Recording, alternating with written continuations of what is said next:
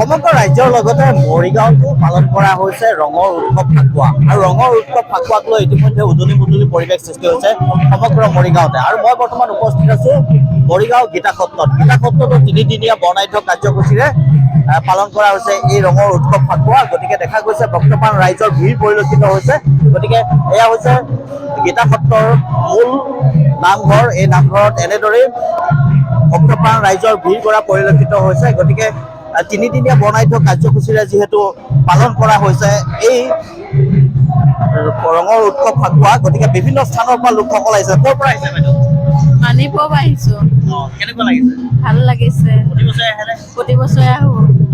ভাল লাগিছে। সেনেদৰে তেখেতসকল আহিছে আৰু মৰিগাঁও বিভিন্ন প্ৰান্তৰ পৰা আহিছে। বাইদেউ ক'ৰ পৰা আহিছে আপুনি? সেৱা কৰিলে? কেনেকুৱা লাগে? ভালে লাগে। কি পাৰে আহেনে? প্ৰতিবাৰে এনেদৰে মৰিগাঁও বিভিন্ন প্ৰান্তৰ পৰা লোকসকল আহিছে, আহি এক উদলি মুদলি পৰিৱেশ সৃষ্টি কৰিছে। আৰু এয়া দেখিছে আপোনালোকে যে যি গীতা সত্ৰৰ মজিয়াত এনেদৰে নাম প্ৰসংগ চলি থকা পৰিলক্ষিত হৈছে। নাম প্ৰসংগৰে মুখৰিত হৈ পৰা পৰিলক্ষিত হৈছে।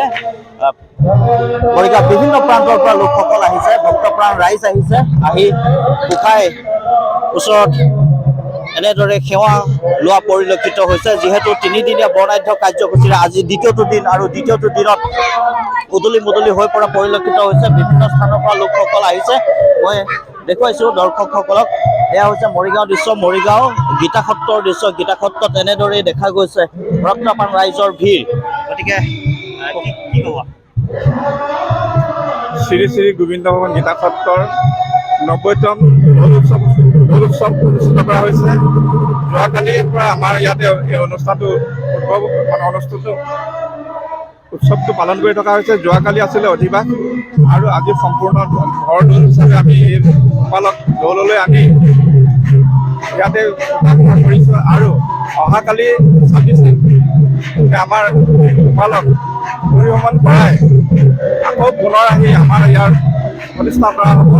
গতিকে আজি আমাৰ এই সত্ৰৰ সকলো ৰাইজে ভক্তবৃন্দই উৎসৱটি উলহ মালহেৰে পালন কৰি ইয়াতে শ্ৰীকৃষ্ণৰ চৰণত সেৱা গ্ৰহণ কৰিছে। আৰু গুৰু স্বামী কৃষ্ণানন্দ ব্ৰহ্মচাৰী প্ৰভুৰ এই পৰম্পৰা ৰক্ষা কৰি এই অনুষ্ঠানটো মৰিগাঁও উলহ মালহেৰে পালন কৰি আহিছে।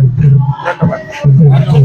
এনেদৰে দেখা গৈছে যে মৰিগাঁও গীতা সত্ৰত এটা খুব সুন্দৰ পৰিৱেশৰ মাজত, আধ্যাত্মিকতাৰ পৰিৱেশৰ মাজত ফাকু খেল অনুষ্ঠিত হয়। আৰু আজি দ্বিতীয়টো দিনত এনেদৰে চাৰিওফালে এক ভক্তিৰসত বুৰ কৰি থকা পৰিলক্ষিত হৈছে মৰিগাঁও গীতা সত্ৰত।